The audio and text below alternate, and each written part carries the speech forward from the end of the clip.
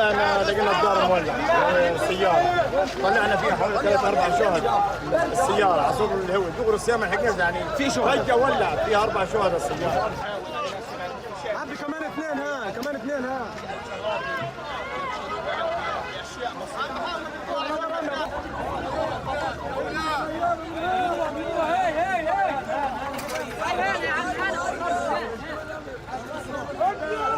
وسط شارع الوحدة بالقرب من محطة أبو عاصي غرب مدينة غزة، لا يتوقف الاحتلال الإسرائيلي عن الخروقات المتواصلة.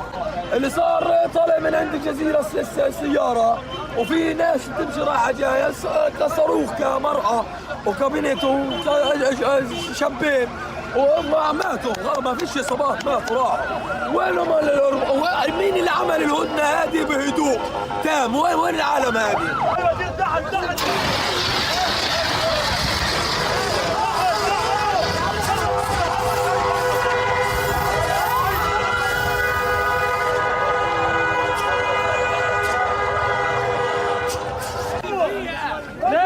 لا هتولع بزيادة.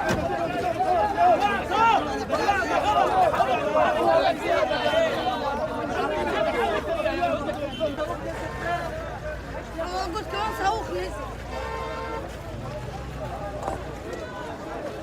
Download Tribun X sekarang, menghadirkan lokal menjadi Indonesia.